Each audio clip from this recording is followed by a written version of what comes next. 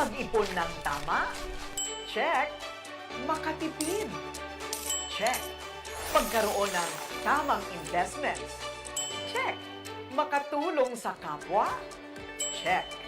Makatravel around the world ng libre? Check. Posible ang lahat ng yan sa IMG. Tuloy-tuloy lang tayo sa pagtulong at pag-abot ng ating mga pangarap. Sama-sama tayo sa 30M by 30 Agenda.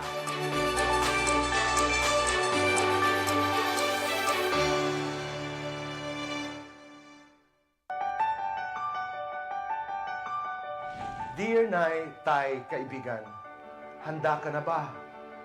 Handa ka na ba sa mga biglang hamon ng buhay?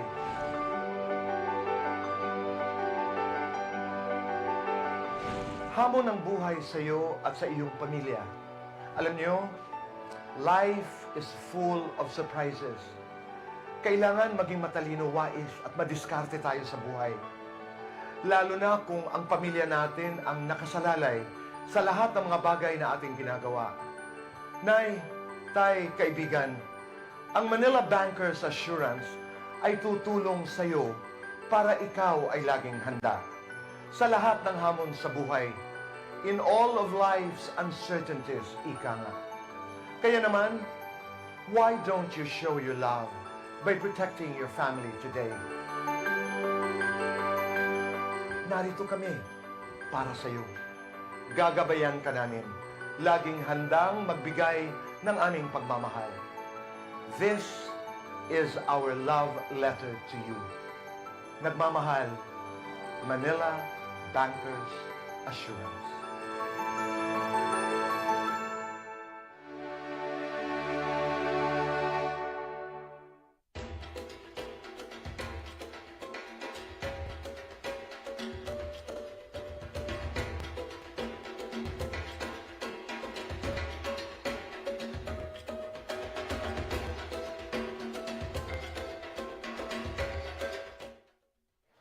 Happy Tuesday morning mga kauban! Welcome to another episode of Open Line News Media Forum here on MyTV Cebu, where all of our lines are open to discuss the latest and most relevant issues in business, politics, governance, security, among many other concerns. My name is Andrea Patania Matthew, and joining me is my partner, Mr. Eric Espina. Good morning, Sir Eric. Mayong buntag, partner Andy, og it's a beautiful morning seeing very beautiful people around us. And welcome po sa ating programang ka-open line para sa mga ka-open line. Hashtag na, ato nang unahon, is open to all callers and open to all questions. Exactly. And of course, ang Open Line News Media Forum dili posible kung wala ang suporta sa ato ang mga presenters. So daghan kaayong salamat to Manila Bankers Assurance, the Life and Non-Life Company, and the best way to show your love, International Marketing Group or IMG, the Total Financial Solutions, Kaiser Medical Center, Kaiser International Health Group, and of course, the Reyes Optical.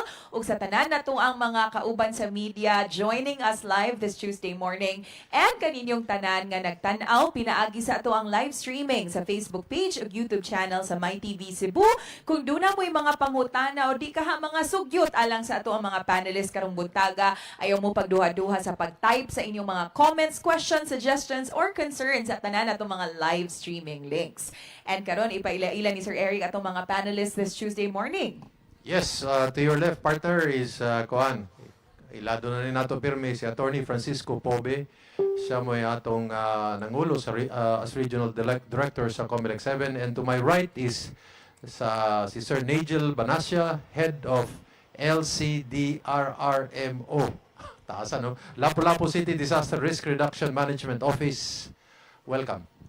Welcome, Sir Nagiel, to Open Line News Media Forum. Ug welcome back, as we always say, to Atty. Pobe. Thank you so much for gracing us with your time and your presence this morning.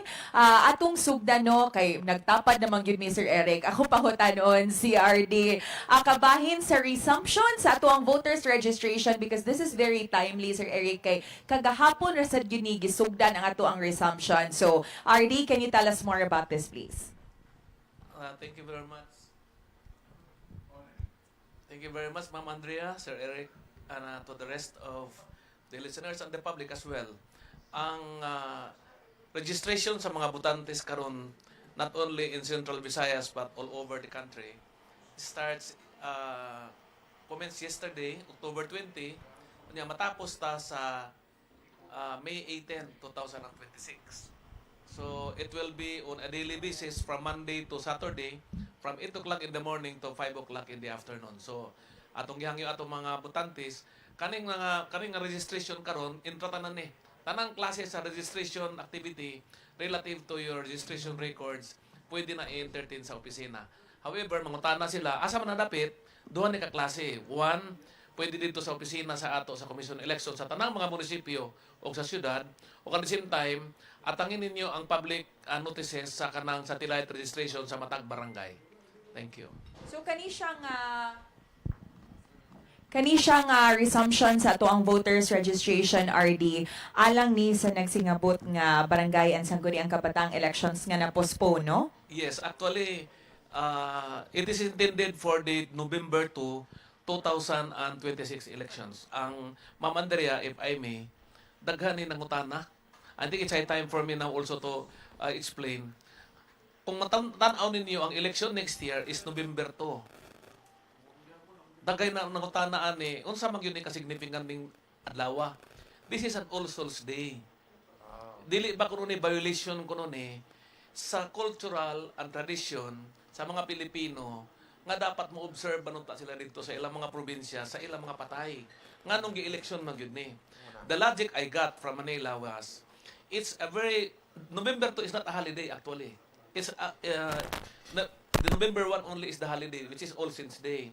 So ang logic is ang kasagaran sa atong mga katawhan, especially Pilipino, manguli yun sa probinsya para mo-observe sa All Saints Day. And it's a very good opportune time also nga November 2 is the elections, tuwa pa sila dito sa ilang mga area. So mo ni ang logic nila.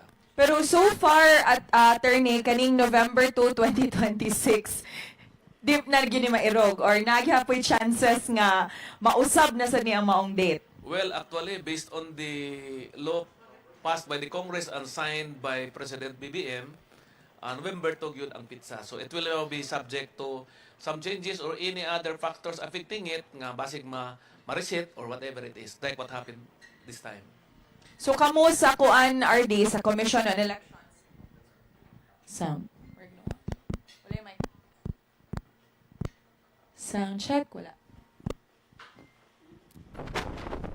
Mic test. Mic. Alright, sige. So kamo RD ang mga personnel sa Commission on Elections across the Philippines. Murag mabisi gyud mo ani inog November 2. So murag mag-una na lang gyud mo og pay tribute sa inyong mga departed loved ones sa November 1. Yes, actually, ang gihimo naman gud nato karon usahay, the irony, the side of it is gihimo naman gud nato nga vacation time kaning holiday. So siguro at this time magamit na nato ning holiday which is a part of the culture and traditions of the Filipinos nga we will have to exercise our moral right and social responsibility to cast our votes on that very day. RD, sa katong mga nananaw karon ya gustong mo register, especially sa mga kabatanunan, kindly remind them again of the requirements that they need to present if magparehistro sila. Sa mga magrehistro ani kabuok sa mga batanon is iski which is 15 to 30 years old and then sa atong mga regular botantes nga 18 to anabab, no?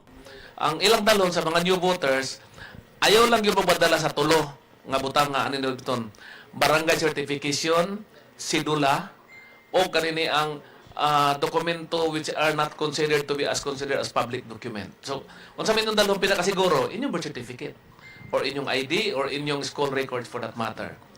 Ang sa mga batanon, dapat dalhon ninyo ang inyong school records or birth certificate. Importante yun na siya. Because makita man nimo ang imong data sa imong registration records. Ya katong mga dunay ipausab sa ilahang records, RD, do they also need to present anything? Like katong magpa-change of address, magpa-update sa ilahang marital status? Wala na mo dalhon dito except kung gusto lang yun ninyo nga i-specify ang inyong address, dalala mo sa inyong it's either kanang mga bills ninyo nga nagbago sa inyong mga address or inyong mga resibo nga mahibalaan nga nagpa-change mo address. As to your marital status, of course, bitbito nimo ang imo mga records to prove nga you wanted to change your status or personal records. The rest, wala na bitbito nimo because your records is already there embedded in our system. RD, mo sagway ko sa laing issue, RD. Padahin man sa good ang investigation no sa COMELEC Central Office kabahin sa katong mga ni-file sa ilahang nadawat nga mga contributions from different donors during the previous elections, and in fact among those nga highlighted ani investigation si Senator Chis Escudero no. Mautan lang ko, RD, naasa ba tay mga local officials nga nanagan sa niadtong miaging election, especially katong mga nakadaog sa recent elections nga nakadawat pod og questionable nga mga contributions gikan sa mga organizations or individuals? Well, actually, if I may say, donations per se is valid or legal, no? It's a question only of whether katong donation sa mga patrons gi-reflect ba nila sa ilang susi. Ikaduha, kung na-reflect man dito, whether that donor can either be a contractor or whoever it is, kung naabay issue sa iyang contributions nga naapektuhan ang usa ka politiko.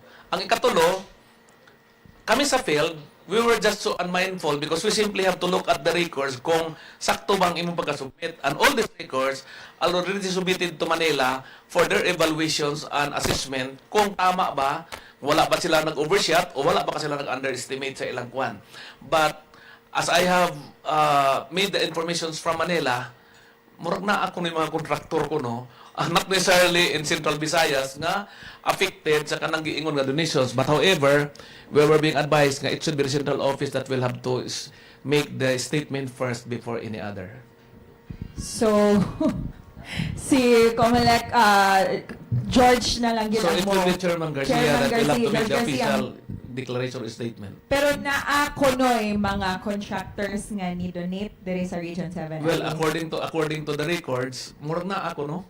Pero I'm not really sure kay I'm not a privy to the document, but the records are practically all in Manila now. Pero so far diri sa Region 7, RD, kinsay mga pinakadako og na-declare sa ilang mga sose? I do not have the records, no? Mostly sa atong mga politiko, naarag yun na sila ubos permanente sa, if not within the range of the allowable requirements of financial standing, or ubos pag yun na gani ang ilang gasto kuno. Last question from me, RD. Naapatay mga katong mga gilihok nga mga complaints nga nadawat after the elections against sa katong mga nanagan? Yes, daghan ako nadawat karon. I do not have to mention because I might be doing the prejudice, no? The winning and the losing candidates, daghan ako nadawat karon, and I distributed the investigations to my COMELEC lawyers for purposes of the conduct of preliminary investigations. And it involves not only the actions they are, what you call this, committed during the election, but including monetary aspect. Without specifically stating kinsa ang gipang filean, attorney, can you just describe unsa ning mga range of complaints nga koan inyong na-receive? Usa, ang duha, nakuladawat ka ng ipal. Ngano kuno ang tanang projects, tanang activity, na agipirmi iyang naong. Pumaninti dira. Ikaduha, well, bot buying, bot selling. Ang ikatulo, kanang harassments, kanang mga persecutions. And then worst, kadtong shaming. Shaming, kanang pakaulawan ka ba sa politiko? Kanang, meaning it's immoral to, it's beyond moral acceptance by the public nga kanang imong giistorya dili man angay na nimo gamiton sa politika. So marang degrading statements from politiko na uban napildi na pero naalay kaso, ang uban nidaog pero nalagapoy kaso. And even some others are politiko nagfile pug kaso sa against sa iyang politiko, iyang kontra. Sila rapod. Generally, attorney, what will happen after the investigations conducted? Posible ba silang matangtang sa pwesto kung nakadaog ni silang maong gifailan? Well, ang ilang kaso is on the basis of election offense. So kung there is a probable cause sa among level, we'll have to recommend for the filing of the criminal case against them. And if warranted, and if the evidence will warrant, then decisions will be made, and chances are that may be a ground for disqualification. Who will file the criminal case if ever, Kami. Atty? Kami. Because we are considered to be the prosecutorial arm of the Commission on Elections. Thank you, partner. Banguntaan ako ni mo, attorney, no? Kaning na hisgutan na magod ni partner Andy, kaning kabahin sa silot. So, ang silutan na ni ang kandidato o ang contributor? Ang kandidato na nga among gikasuhan sa amoa, so ang kandidato ang manubag. Ang contributor walay ko. Wala man sa amo. Unless nga i-implicate ang contributor, ma-appeal na mo sila investigate. And then is actually Manila asking you to help in the investigation and to It's Manila that orders us to conduct the preliminary investigations and then ask us to recommend whether there is a probable cause to file the case or not. so naana mo yung mga listahan di ay Nadawat na ako. ana ninyo. Ako nadawat niya. Ako nang distribute sa mga lawyers for preliminary investigations. Oh, pagutanon tikaw attorney kay wa mo kabaluan nabay limit sa pilay pwedeng i-donate sa usa ka citizen of the Philippines to any candidate? Wala. Walay limit, no? Wala limit. So long as ang donor iyang i-declare at the same time kung nisubra na siya sa iyang contributions allowable nga igasto, iuli niya. Kaya that is already beyond what is required upon by law. So, kaning data pareha sa Amerika nga na sila limit kung pilay Yes. pwedeng ihatag, no? Yes. Would that be a good law, attorney? I would like to believe that that is a good law so that it can easily be monitored. And everybody will be able to what you call this, to publicly show nga we are donating for this candidate. And then sa Amerika, attorney, naman sila kanabang ang campaign funds nga sobra, kailangan ibalik nila? Yes. Sa Ibalik. ato nabot tayo inana. Wala. Ha? Pero supposedly, once ka masubra ang imong contributions ka ipadala sa imo, iuli gina nimo because you cannot justify it anymore. Otherwise, it will be considered to be as the money being used for your politicking. So, hopefully ang Congress mo pasarog ingon na nang kasi ang balaod attorney nga ibalik ang contribution. Yeah, supposedly dapat so manubra man usahay ang uban dili sad i-declare. Ang sunda ko pangutana nimo attorney kanibang for example magdawag birth certificate kay mo rehistro naman say mahitabo nga ang birth certificate lahi sa sa actual official records ba. So how does the COMELEC usually come We up always with the resolution? in case of conflict between birth certificate and other records, we roll on the birth certificate because that is an official records from the PSA. Now, if there are other challenges other than this PSA, then it will be up now to other parties interested to challenge the registrations of the applicant. That's why this protest is being provided for in the provision. And then kaning RD kaning sa November 2 ba? Napoy ubang mga tao nga nakastorya na ako. For example, taga Manila sila, dito sila nagtrabaho. Pagkahuman kay mobisita sila sa mga patay, sumuadto sila sa probinsya. Pero they are registered, let's say, in Manila. So, how will they resolve that that situation? Kay manguli mas probinsya, pero they are registered where they are working. Yeah, that's I agree with you. That's the dilemma now. Kay usahay ang uban igo ra mo uli pag observe sa All Saints Day or All Souls Day din balik dayon. Unya karon kay dili mo dahil sila butantes dito. So, chances are they will have to think it twice now kung unsa ilang buhaton that because the November 2 is the election day, they might as well just transfer the registration. Anyway, they can avail of the registered anywhere program. They did not have to go home to transfer the registrations. Pwede na dire sa syudad. Can you update us, usab RD, kung what are the necessity for kanang transfer ba para makabutar sila? Well, actually, the general rule is you cannot transfer your registrations if you will not go to the municipality or the city where you intend to register. But with the advent of this registered anywhere, you can transfer anywhere in the Philippines by just going to the office of that COMELEC catering registered anywhere to transfer or to make any other issues relative to registration. So, for example, I for one, if I am from the province of Surigao, and then I wanted to transfer it without going home to Surigao, I just go to City COMELEC office of Cebu and then ask for a registered anywhere program for registration. I can transfer my registrations anytime. Na issue po ni RD kanang di na nato kay consider ang actual residence of domicile, no? Yes. Wala na sa atong ko, no? Mura na, sige, mura na, RD. Thank you kayo. Thank you kaayo, Attorney Pobe. Ari na sa taniya, Sir Nagiel. Sir Nagiel, maayong buntag and welcome to Open Line News Media Forum. Sir, sa akong nasayran no, until this week, padayon gihapon ang advisory ni Mayor Cindy Chan kabahin sa suspension sa face-to-face classes. As far as public schools are concerned in Lapu-Lapu City, is this also based sa inyong assessment nga inyong gihimo sa mga public school buildings and other government buildings in the city, sir, after the 6.9 magnitude September 30 earthquake?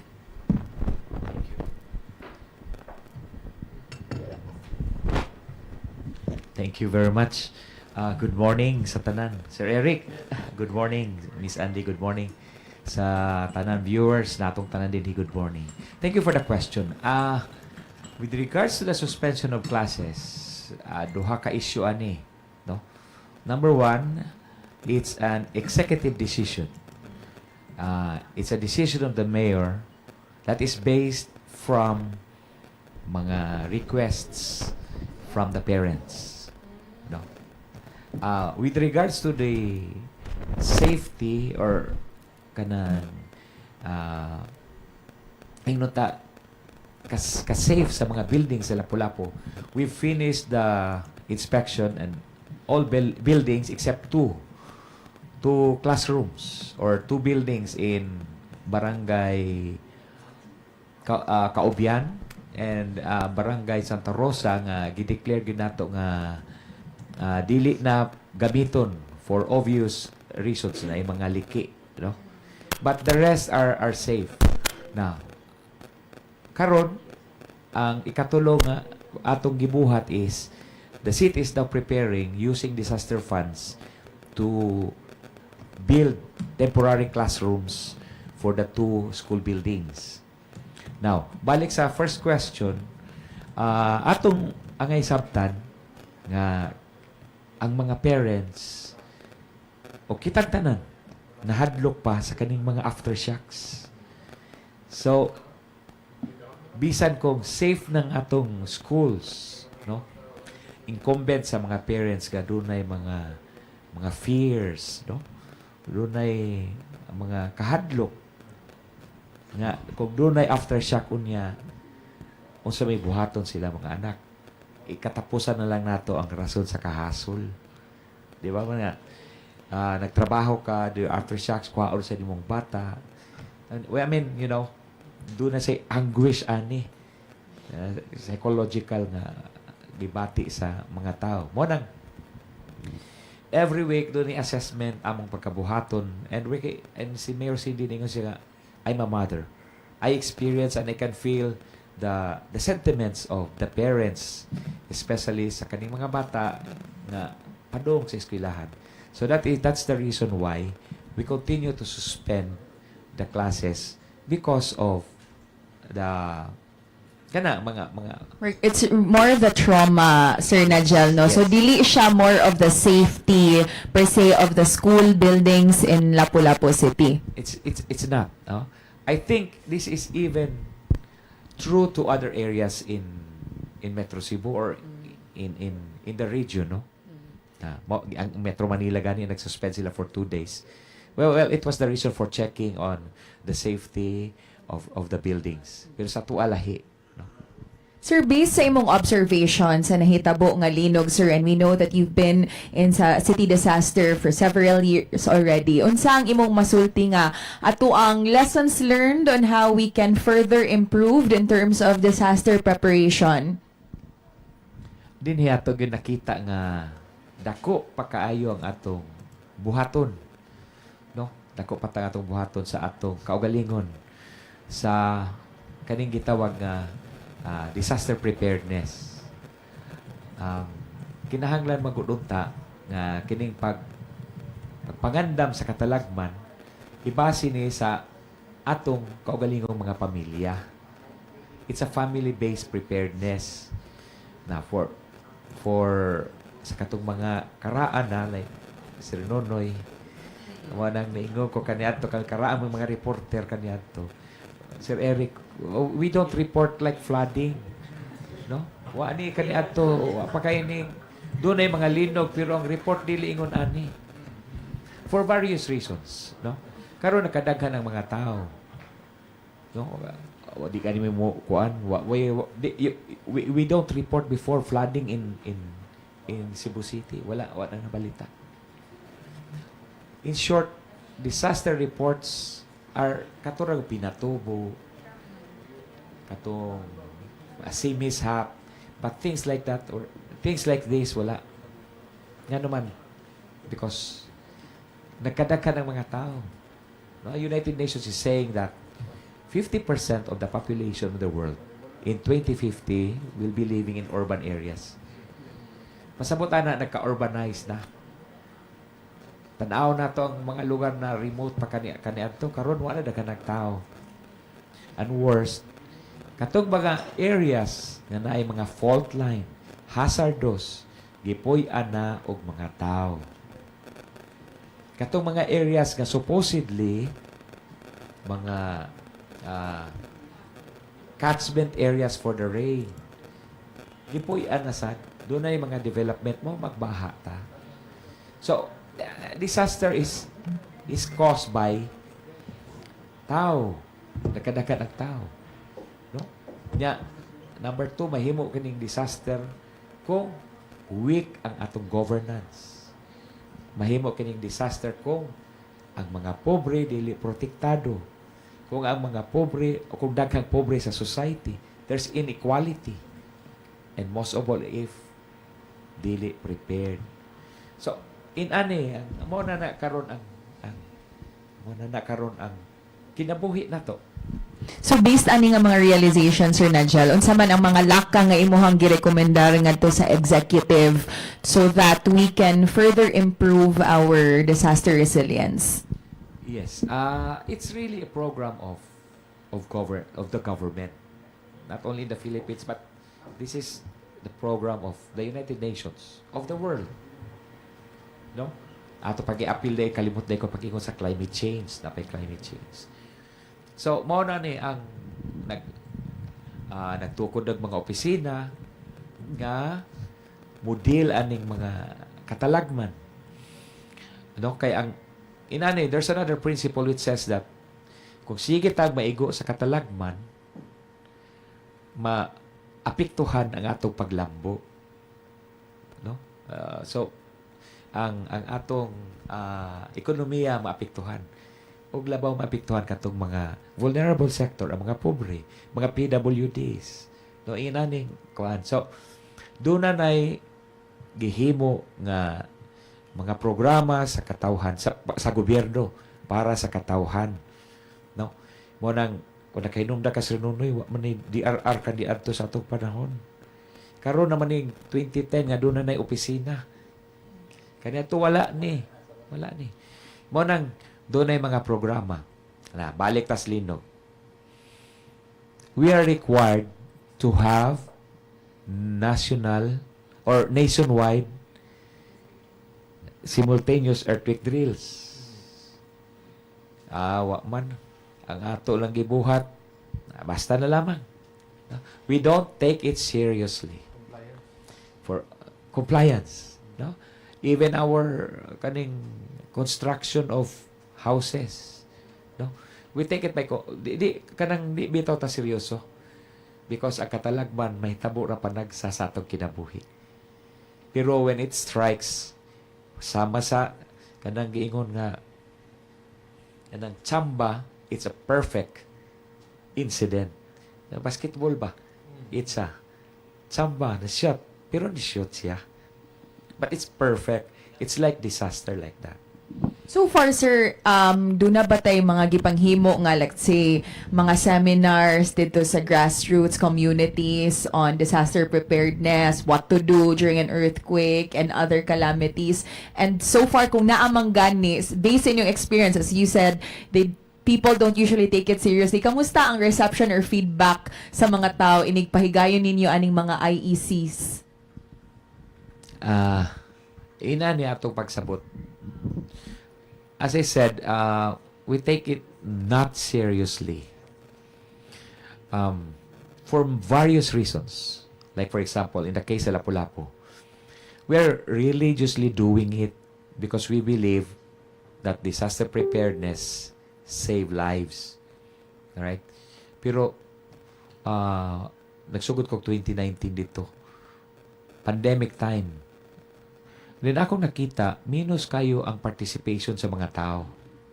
Nga naman, because it affects their lives. O sa unahon ako, ang pag-drive tricycle, ang panglaba, or kanang training. Diba? So, it affects them. So, with that, nakasabot ko sa, analyze na to, nakasabot. So, we come up with this program which is called Cash for Training. Food for Training. Yes, incentivize. So, ang tanan, nangapil. And then, incentivize po ang tanan mga programa. However, we make it sure that our program is from kids, from womb to tomb, encompassing in all sectors, in all ages. Ang preparedness is we invested more on the children, the youth, because they will be the future of our city, of our nation. And most especially, we have to plant the seed of disaster preparedness in our schools, in our youth, because we wanted to we have a aim that we must have kinahanglan doon natay usbo nato, doon natay kultura sa pagpangandam sa katalagman. Kay kung kining atong na tagamtaman karon, pait na, mas pait unya ang matagamtaman sa umaabot nga henerasyon kung dili ta magsugod sa pagtanom sa kining gitawag disaster preparedness program sa diha sa So padayon ni Sir Nagiel ang kaninyong incentivized nga mga disaster trainings o may we also ask pila sa nilang madawat sir kung mo appeal sila? Minimum wage. Minimum charge, it is charged against disaster funds. Now, inani dako kining proseso, no? We have inani dunay balaod na gitawag Disaster Risk Reduction Management Act 10121. Dinhi gilatid nga ang disaster management upat ka hugna. Number 1, preparedness, no pagpangandam, mangandam ta. Number 2, i-mitigate nimo kung di gid madanglitan, landslide prone area. Kay bawo na ka nga mudahili ang yuta. So i-mitigate nimo saan man. Kwaon nimo ang katong landslide. Imo i-quarry or you transfer the risk. Number 3, mo ng disaster response. Ikatulo pa ng response. No? Nya pasabutan na do na nahitabo. Ang ikaupat mo na ang rehabilitation. So, dinhi sa disaster preparedness, gibuak-buak sa ni siya. Ang pinaka-importante dinhi is understanding the hazards. Unsa ang mga peligro diha sa atong tukaran. Lahot sa mo nato ni. Unsa ang mga peligro? Don't you worry. Sa katong doon ay cellphone karon, Google ninyo ang Geo Risk PH. GEO Risk PH. Okay? Diha imong makita unsa ang mga hazards. Gitawag mga peligro sa Bisaya pa. Hazards sa imong tukaran because it's a map. It's a map. So makita nimo diha ang landslide prone areas, storm surge prone areas, ang mga nakita nimo na hazard hunter, asa ang mga fault line, asa ang volcano. So ang tanan mga peligro sa atong nasod na anadiha. Sa apan, ang problema ani, wala makaibaw ang kadaghanan. Pero ang gobyerno, dugay na ni, ang DOST has been doing this. That's why there's a program, gitawag Handa Pilipinas, pero amo ni gilokalize sa Lapu-Lapu.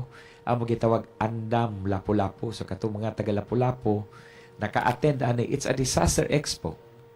teaching the kids, the children, the youth, the urban poor, the vulnerable sector on unsa katong mga technologies, apps nga naa sa atong mga cellular phone nga mahibaw-an nato what are these hazards. Kaya importante man na mahibaw ka. Kung mahibaw na ka, you will do something. Mo nang sunod ayon katong nalanglitan ang imo ding gipuy-an fire prone area. Musunod na ka sa mga programa nga nag center sa pagpaglikay sa sunog. Then musunod kung hibaw ka nga diha di ay sa tabunan doon ay active fault line. Tanawa, tabunan area, there's an active fault line. Tabunan. Padong ato sa kanang paril, doon ay active fault line. Ibabaw sa Minglanilla, doon ay active fault line. Gikan sa San Jose, padong dito sa Agsungot, muabot sa Danao, doon ay active fault line. So anytime mulihok ni sila, makatrigger ni siya base sa redas ug mga 6.9 sa nga linok. Sa Lapu-Lapu, sir, na active hotline. Sa pagkakaroon ang Lapu-Lapu way nakita. Ba't hinumdumi nga katong sa bugo nga fault line wa ato makitaan. Nilihok. No? Ang sa Bohol wa ato makit nilihok. Sir, mangutana lang ko nimo no kay you mentioned quite a lot of kuan ba kanabang mga fault lines. Mangutana lang ko ninyo, sir, di na ba sa kuan Lapu-Lapu sir kay wa may fault line pero nabay mga structures which are close to hazardous areas, disaster prone areas or flood prone areas nga angay inyo bang ipa-evacuate or karon pa lang i-clearing na ninyo para di na mahitabo ng mga inanang klaseng katalagman? Yes, sir. Tinood na. Doon na. No? Kung maghisgot ta og baha, technically, way baha sa Lapu-Lapu. Naarami dito, lunop.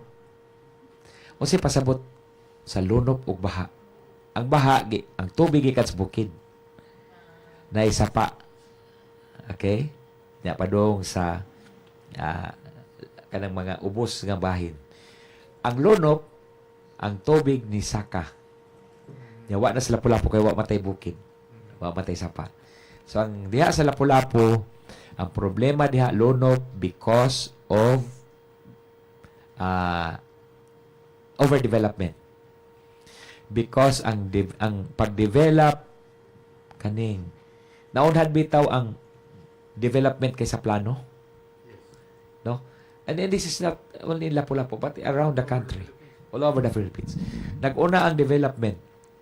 Worst, ang gidevelop mga rain water catchment areas kanang mga nalupa nga mga bahin. Like for example, when the Americans built the Mactan, we call it air base before. Diya sa maps 2, it was designed nga gihimo sila rain water catchment. Nahimo sa rain water catchment kay it will supply the rain the water needs of the air base. Kay wa may kuan ang Lapu-Lapu, wa may bukid. So mo ta gibuhat nila. However, with the development, with the progress of our city and our country, gihimo sa export processing zone. And mo nang napita maglunop. Thanks, salamat sa Aboitis. Nagtukod sila bag o karon og kuan. Water treatment plant. Kaya nakita mo nila nga, daka mo tubig. Way tubig ang Lapu-Lapu. But nevertheless, overdevelopment po. Overdevelopment. Ang saglan, kuha na lang nato ang kanang sayo po nga implementation infrastructure nga layo na kaayo ang kanal na kinahanglan na mong i-boost ang tubig pagawas. Kaya nga naman, Lapu-Lapu is flat man siya. So kana kastunga, kanang basak area is tunga-tunga man. Paglisod na gawas ang tubig nga to kay kung imo sa Palaw man, Tupo nga sa siya sa dagat. So, I mean, this can be solved by engineering. This can be solved by engineering.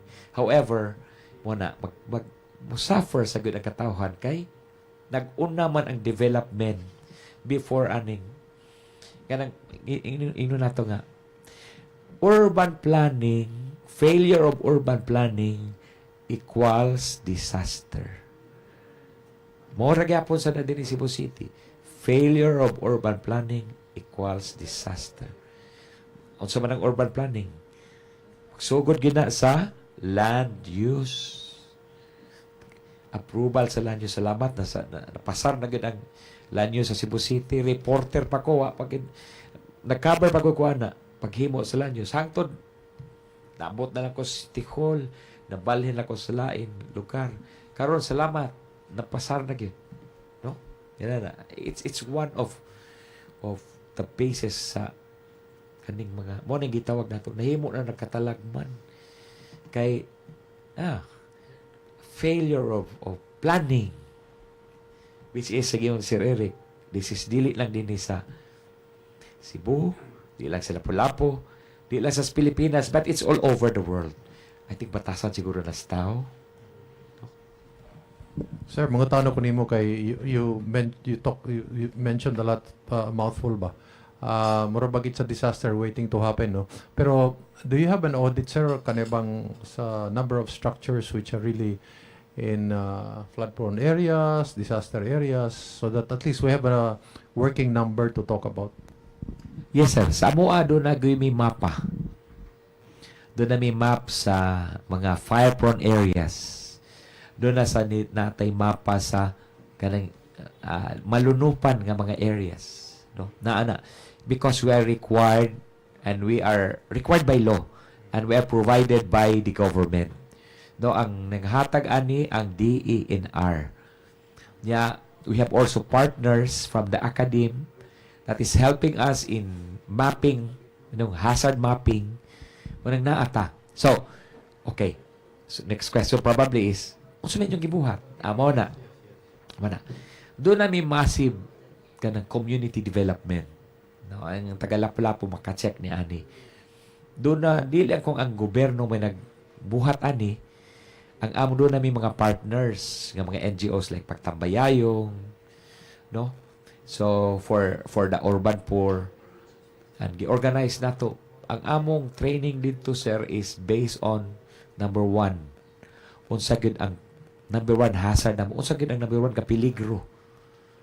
Which is sunog. Sunog ang number 1 nga problema, number 1 disaster sa among sa Lapu-Lapu. We have to understand nga mangutana ta nganong sunog man. We have to understand sa economic status sa Lapu-Lapu.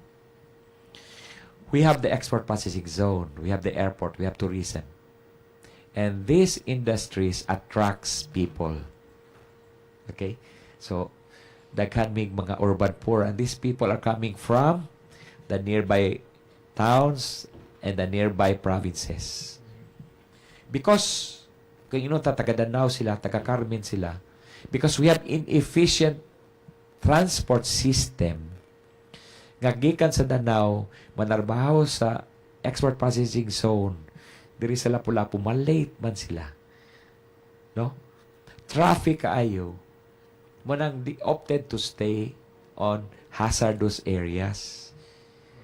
Nag-squat sila, man common nga mahitabo. Nag-squat. Asa man ni? Coastal areas. Muna makita ni mo diya, no, sa Lapu-Lapu, dool sa coastal areas, dool sa bridge.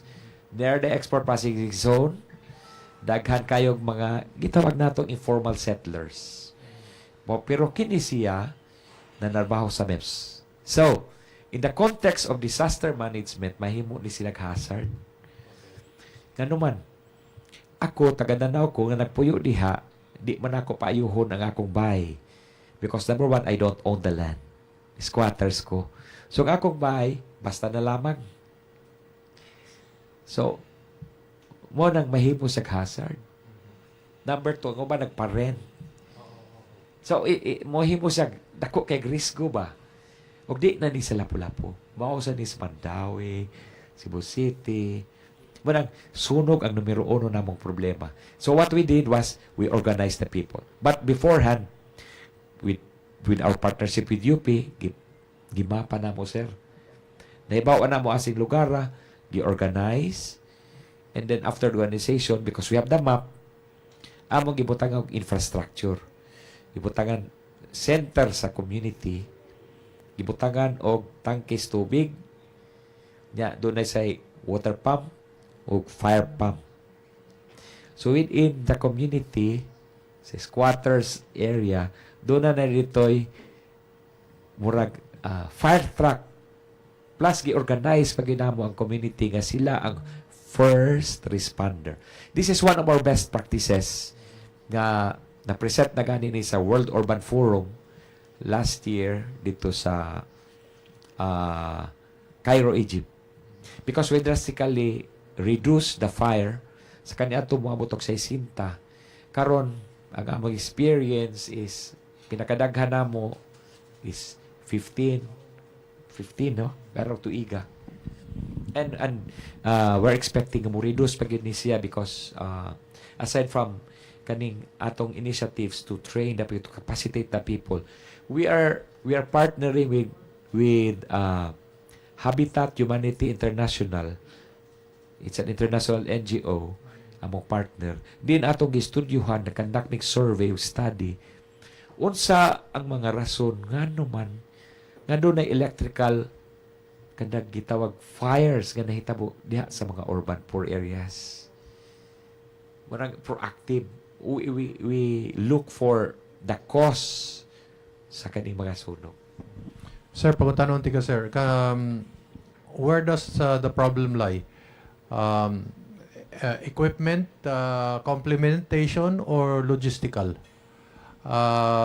Logistical, I mean, in terms of support coming from government.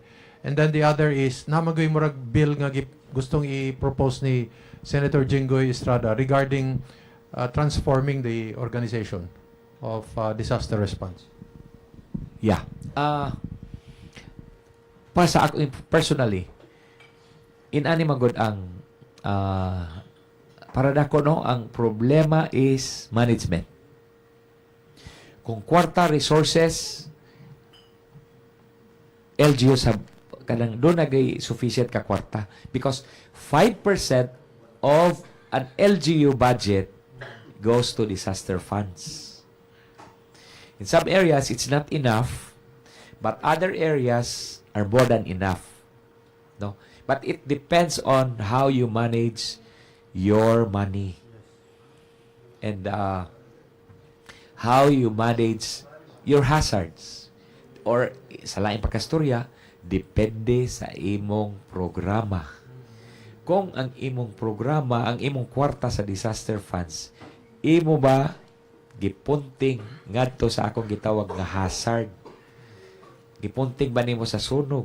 Kadi lang kay ang sunog nga namalit kag fire truck. Remember, kung doon ay sunog, nya fire truck ang imong solusyon, nahitabo nagsunog. Diba? Sa ato pa kung ang fire truck mudagan aron po respondi sa sunog, doon naghapoy sunog. Ang mas maayo gid ana diha nga way sunog. Or kung doon na may sunog mo nang among experience sa Lapu-Lapu, ang mga tao mismo mooy first responder because nobody likes disaster anyway. But if you equip them, if you capacitate them, makita gyud ang kausaban. Kabalo kaning plano ni Senator Jinggoy Estrada, sir, nga kanibang murag maghuon ng organization sa disaster. So, if you have any opinions and best practices.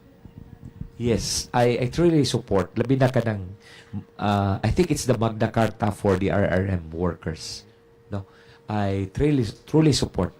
Wa ba mo kibaw nga diha sa kaning nanarbaho sa DRR, they are not dili sila protektado because most of them are job orders. Sa amo lang dito sa Lapu-Lapu, ang regular namo o patra ka empleyado. We're about 150 o patra ka empleyado. Ang casual, I think 3. So just imagine that one. They're risking their lives. No? They're rescuing people. During this emergency, during typhoon, linog, sila, atong ibala.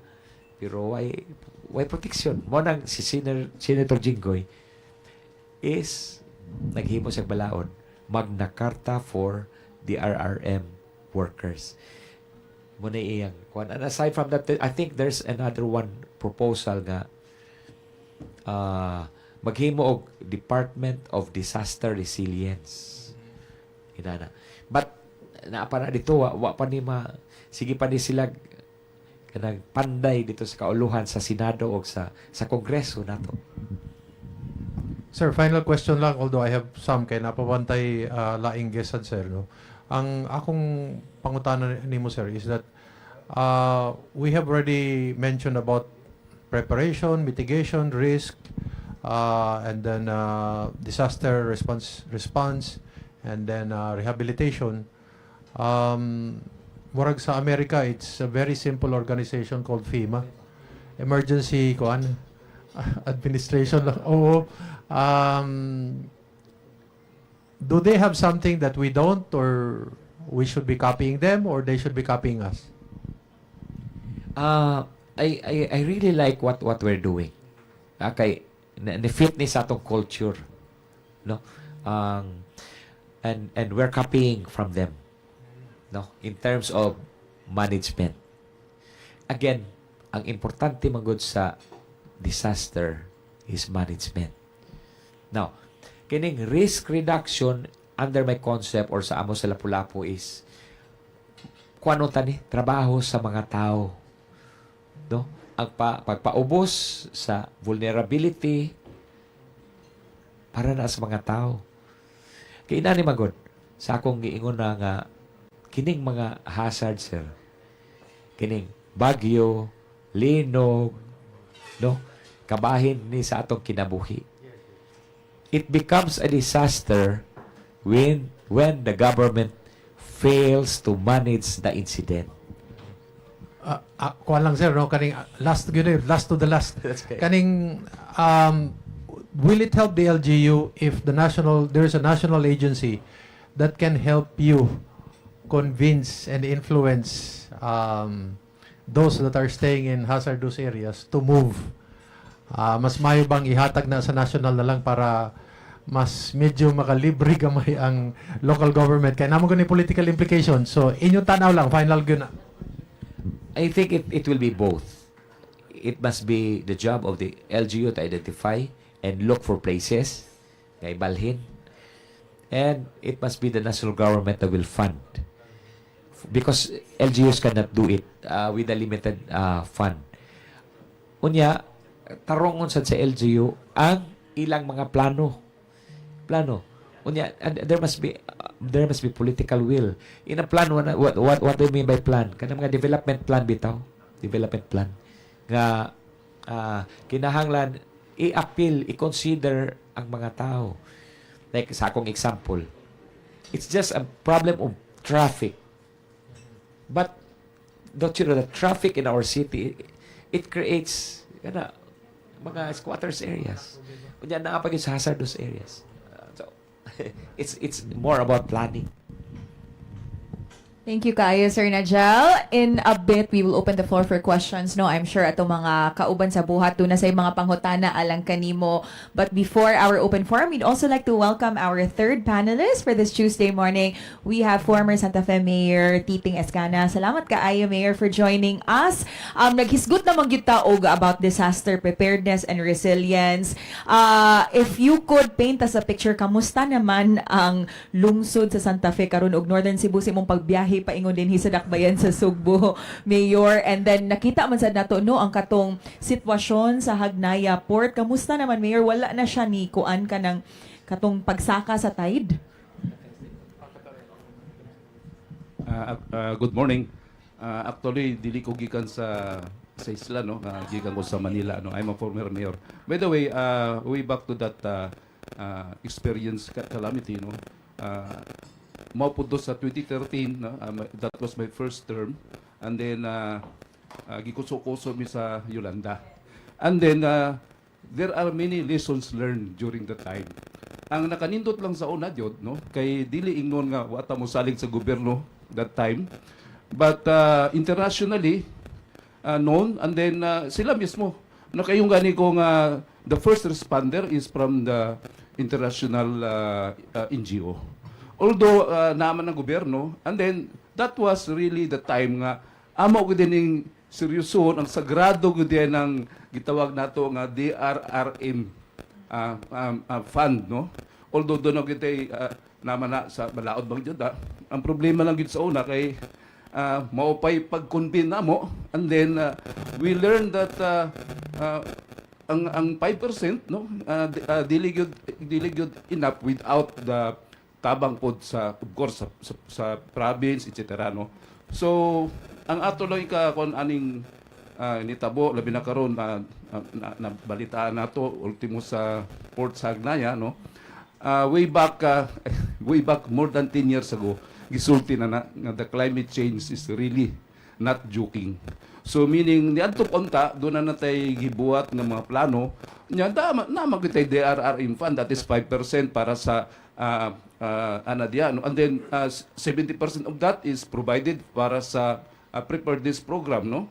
And then the 30% o 5% mo na sa quick response. So meaning we're welcoming kung sa mga ni ang i-amen kay ngano dapat po di-amen kay sa 5% dili pwede gamiton sa personal services para lang sa MOA o sa capital outlay. Mo to nga nadungog nato nga tinuod gid na mga job orders in town ng Nadia unya usara o duhara ang mga regular employees nga maoy ga-manage sa Disaster Risk Management Council. Sir, your observations on how effective ang disaster response sa nahitabong recent earthquake sa Northern Cebu? Okay, ang tanan na adyoy mga gitawag nato nga mga supposedly incident command system kay gitudlo na nin yan pa 2013. In fact, kini siya ang gitawag nato nga ICS command mao ning i-manage sa Disaster Risk Management Council, no? And then kana siya supposedly dili na kay para lang sa typhoon, dili lang para sa earthquake, kundi para sa tanan including the mga sunog, etc., ano nga mga panghitabo, no, sa mga natural calamity. So ang ako lang ikakuampod nga kining mga nitabo karon asa man pod ang mga national government agencies like sa EMB, no, that is under sa DNR, no, pwede ba nang mingon na sila o kini dili ni pwede ayaw pag-evacuate na rin niya.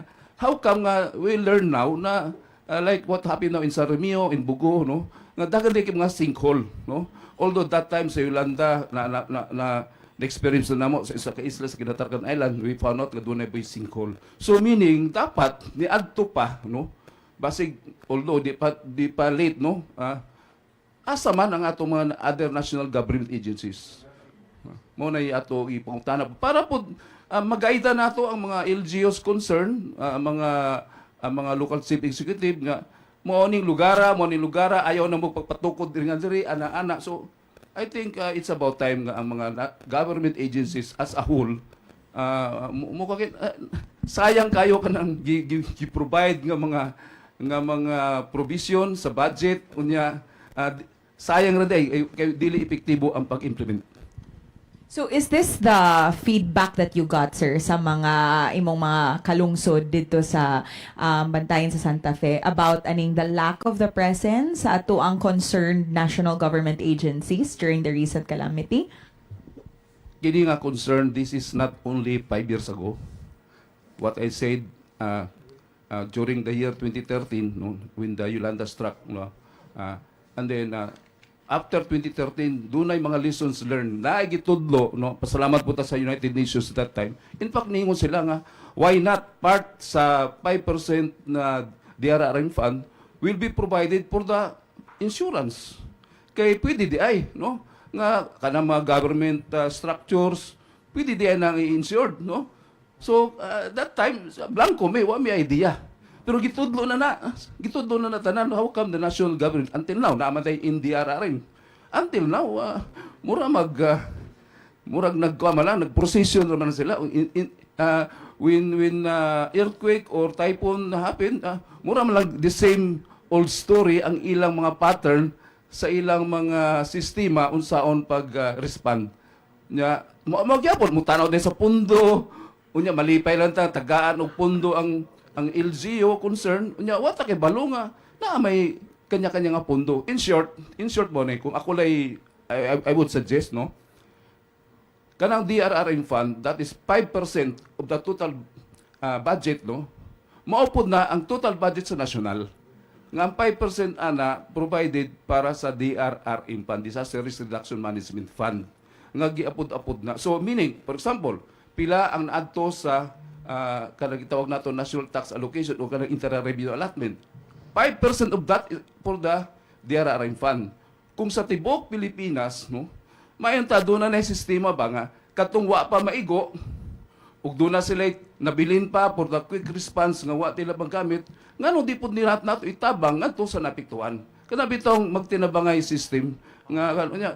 I think this is about time nga ang atong mga senador ilan ang tanawon nga unsaon pag-utilize sa sakto sa disaster risk management fund nga anaa sa mga local government units nga dili ingnon nga nawa na ug yun sa at least ba okay man na nalipay ta nga naay mga laing syudad, laing probinsya, nitabang po sa probinsya sa Cebu, na ubang nga mga LGUs, nitabang diretso nga to sa apiktuan nga mga LGUs, lipay tana. Pero pila na sila kabuok, no? So, dili po ingnon nga atong auditon sila kung pili na bili nga pundo. In short, mura automatic na ba? Once nga, let's say, sa Cebu, nitabo, sa Northern Cebu, nitabo, di man ingnon nga, like Metro Manila, di man ingnon po nga mayroon sa maguwat pamilya, kay namin, ang ambot po sa bot, I think it's about the magtinabangay system nga atong bayanihan system nga atong buhaton with all the LGUs nationwide. Nagstorya mi din ini. Sir, sa inyo sa Lapu-Lapu na insured mo no? Na may insurance no. Okay, Mayor, panguntahan na lang ko nimo kaning 5% sa imong pagtanaw kay kuan mo pug ka CPA bangka kaning okay na lang ning 5% or medyo kinahanglan tasan pag yun nato. Actually, doon naging mga limitations sa budget, no? In fact, natay 20% development fund. Natay personal services, which is na mga limitation, pwedeng 45% or 55% of total budget. Nya na po tayo MOOE. Nya na po tayo capital outlay. Sa mga, so, kanang capital